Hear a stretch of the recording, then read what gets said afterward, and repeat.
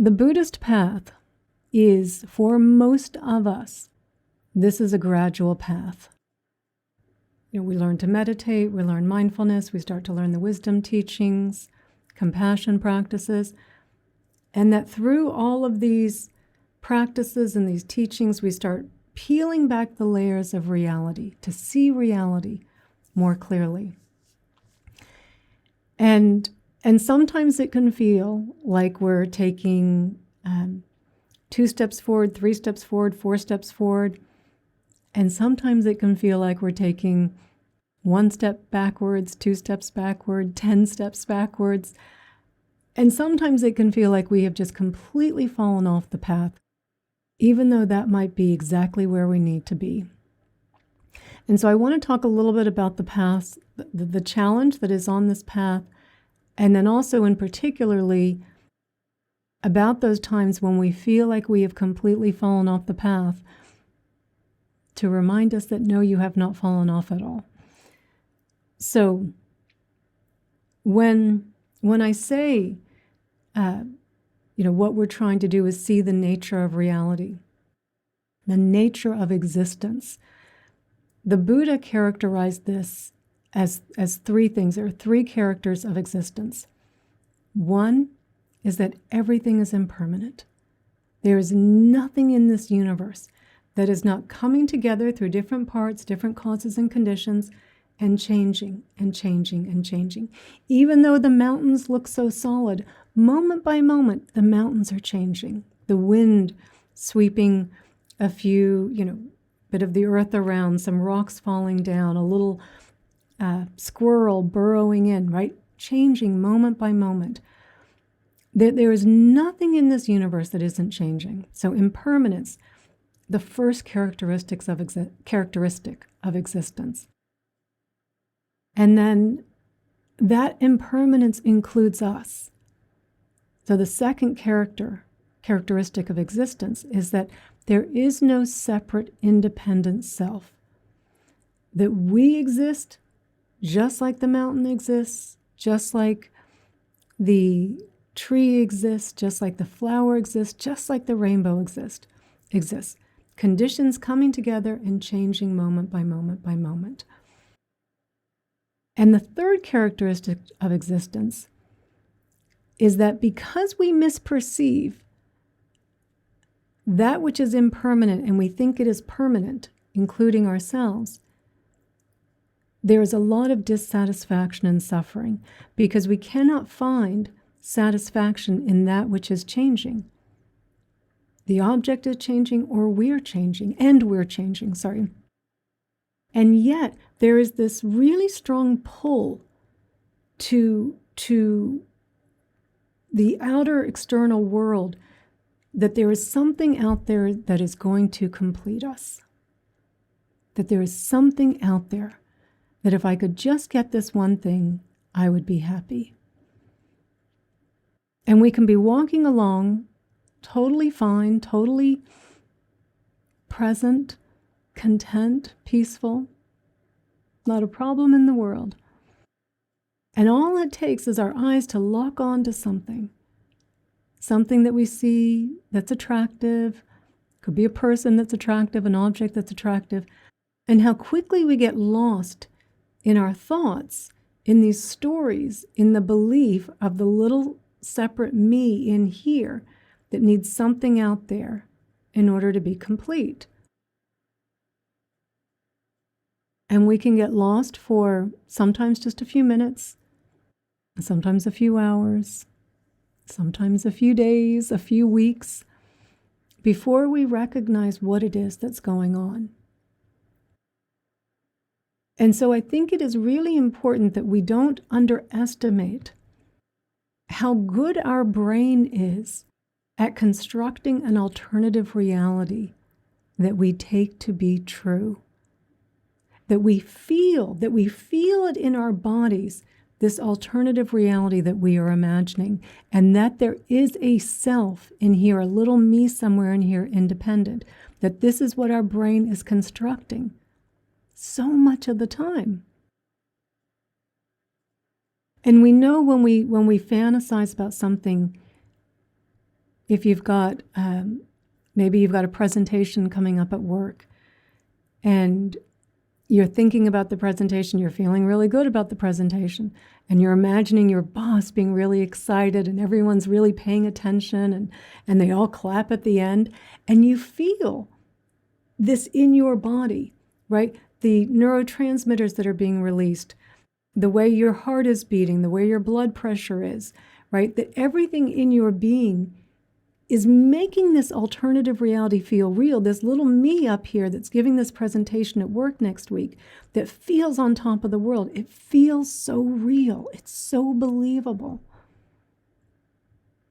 And it's also believable when we're imagining giving that same presentation and our boss is looking pretty irritated. Maybe they're whispering to someone and they're even having a little laugh. And we see everyone else on their phone, a couple people walk out of the back, right? And we know that feeling of dread, how real it feels in that moment. There's a little me up there that is suffering because of this imagined reality. It feels so real. It's so believable. And it is so hard, not impossible, but it is really hard to override the construction of me in my head. It feels so real and believable. And for our whole lives, we have believed in the little me, the separate little me that is in some way always lacking. It's always needing something outside of it in order to feel complete. And then the Buddha comes along and he says, oh, that little separate self that you take to be so inherently real and independent in you, that's not you. And it's simply arising based on causes and conditions as well. It's not who you are. And in fact, not only is it not who you are, it is the source of your suffering, that you have taken it to be who you are. So we start meditating and we're practicing mindfulness, and we hear the teachings. We hear the teachings where we talk about the running after the object, the pay raise, the new car. We hear these examples and how we get them, and then after a while we're like, no, I need something else now. And with mindfulness, we learn to pay more attention to our experience when we are running after these things, and we go, you know what? I'm so focused on this alternate reality, this me up here that's going to get something to be complete. I didn't even notice before how unpleasant I feel right now, how unpeaceful I feel through this process, through this chasing, this constantly chasing my happiness out there.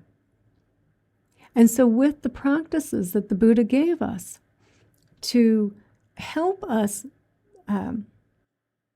see the impermanent nature, the illusory nature of the separate self, when we sit with our feelings, when we're mindful and we're just sitting with our feelings, and we're breathing into our experience, creating some space, noticing the impermanent nature, they're moving around, and sometimes it works. And it dissolves that sense of separateness. And sometimes it doesn't. And sometimes we come in and we bring some self-compassion in, some kindness. We open our hearts to what it is that we're feeling. We give our attention to our hurt, to our feeling left behind or being excluded. And sometimes that does dissolve the separate sense of self. And sometimes it doesn't. And then sometimes, for those of us that have been on this path a little bit longer, and it's not traditionally a Buddhist practice, but I often suggest this, not for people brand new, sometimes it works to directly inquire into who is it that feels hurt? Who is it that feels anxious? Who is it that feels embarrassed? To look for this little me in here that I'm taking to be so real. And sometimes it works, and sometimes it doesn't. Because sometimes we just have to go through it the old-fashioned way. And we have to exhaust ourselves. And we just torture ourselves for however long it is until we are finally so exhausted we can no longer sustain the image of a little separate me in here that's not getting what she wants, or that did something that she's so embarrassed about, where we're just so tired, we exhaust ourselves of it. And that's the time when we tend to think, oh, I completely fell off the path. I must have gone 10 steps back. It's like I never started the path. How did that happen? How did I lose this so completely? How did I lose my peace so completely? And yet, even the old-fashioned way, because you are on the path to begin with, even the old-fashioned way, when you exhaust yourself through it, when you torture yourself through it, you are still learning something there. We're learning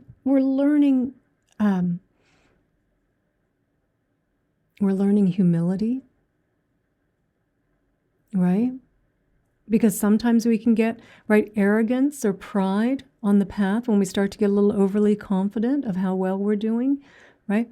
It can be very humbling to have it kind of knock us back down again and go, wow, it was so believable. I thought I was past all that. And so it can be humbling, and humility is an important part of our path because it is the antidote to pride, to arrogance, right? We don't ever want to become too arrogant on our path. In fact, we want to be the opposite. We want to be humble, to know what it is that we're up against. The moment we start to become too confident, that's the ego just coming back in another door. Oh, look at me. I've got this now. The moment we're saying that, we're just not seeing it so quickly because it doesn't appear as suffering right then, but it is, and it's going to turn into some deep suffering at some point. So when we experience that, when we're lost in the ego, and for days or whatever it is that's going on, you are watering your seeds of humility, and we need to water those seeds. It's kind of one of the only ways we get to water those seeds. It's not that you're not doing anything. And of course, we're also watering our seeds of compassion, because we can also get to this kind of sense of like, oh, are you still worrying about things like that? Like, oh, I don't worry about that anymore. Not saying that anyone really says it directly like that, but sometimes there can be a little bit of a sense of, oh, you still get bothered by what people think of you, or oh, you still get lost in whether you made a mistake or not. Oh, I'm kind of above that. And when we have that sense, we lose our sense of compassion because we've forgotten how painful it feels. We've forgotten how believable it is, that little separate self in our head. But when we go through it ourselves, and again, through the context, through the lens of the Dharma, it just even in reflection, yes, it's so believable. So when others are suffering, we don't look down on them. We don't think we're separate from them in some way. We acknowledge, yeah, it's so believable. Man, it really is. And I think it's how we nurture our seeds of compassion for others that are going through this, and for ourselves as we're going through it as well. And we're also, because if we're really, again, examining this through the lens of the Dharma directly after it's happened, looking for what did I learn here? Humbleness, compassion, and impermanence. Because we're just so close to the other side of it happening. When we're hearing the teachings, or we're even just referring ourselves back to a time like, oh yeah, man, I was so upset, and I can see how it's impermanence in this bigger context. But now that I'm not that far away from it, and yet I do feel that sense of ease and spaciousness again. I don't feel like it's got this grip over me anymore. I really can see the impermanent nature of that separate self, that it was just arising, conditions were arising, and I can see that It's not inherently real. The conditions have changed and it's no longer driving me. And so we get a little bit more evidence for ourselves of seeing, like, just in a closer way, that experience of it was there, it was painful, it was so real, and I'm just maybe a few hours on the other side of it, and man, it just does not feel real anymore. Wow. It was just arising based on the conditions that were arising. There were lessons to be learned there. Right, I got the lessons and I also got this lesson. It was arising and it was changing. It doesn't inherently exist. And so it's good for us to reflect on this, to remember that this is, for most of us, a gradual path. And part of the path is sometimes it's a little bit messy. And we just have to exhaust ourselves through it. But it's not that you didn't learn anything through that. And it's not that you weren't on the path. You were still on the path. You were just getting the lesson in a bit of a different way. And you were able to water some different seeds in that way as well. And I think it's important that we remember this, because this is where so many people feel like, we're grasping at our practices. Oh, this worked, now it didn't work. Oh, now let me try the next one. And it's almost this frantic grasping for everything that also exacerbates the sense, like, because I'm really trying to get rid of it. I'm doing everything I can to get rid of it, not even realizing how we're exacerbating it. But we can remember then, you know what, sometimes it's messy. And sometimes I have to be with this. And in accepting it doesn't mean that it's going to go away right away. Sometimes there's something going on. It's like, okay, it's not pleasant, right? I'm not going to pretend that this is pleasant. It's unpleasant. But this is how it's got to work its way through. And sometimes I'm going to get a little lost in it. And okay, when I get to the other side of that, I'll reflect on it and see what I can learn from that. But I didn't do anything wrong. You didn't do anything wrong. This is everyone's experience on this path.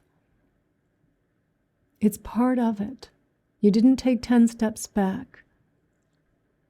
You didn't. It feels like it in that moment. It feels so compelling, so real.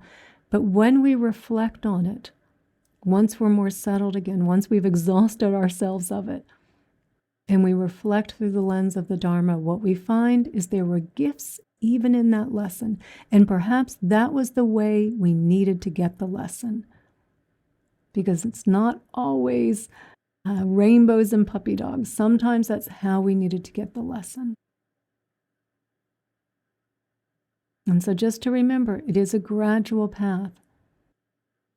You are never going backwards on the path.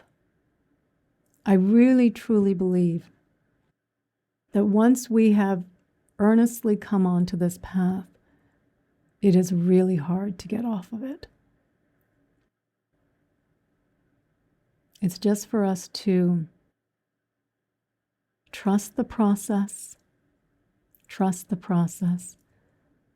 and to recognize it's not a linear path.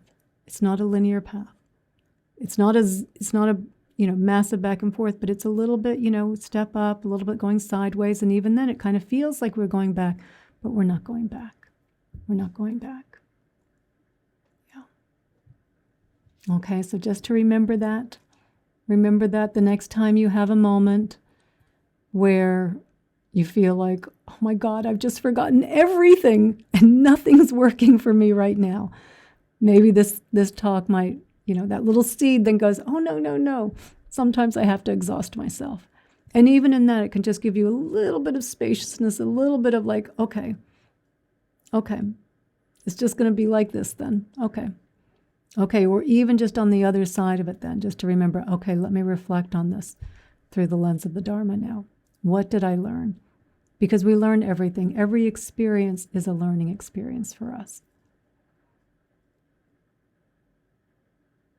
And ultimately, a liberating experience for us. In that moment, and then the more that we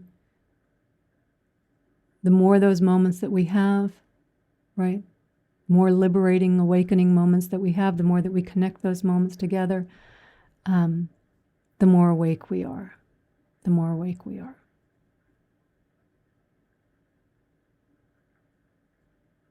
Okay, so just to remember that you're not doing anything wrong. It's just part of the path. It can be messy sometimes.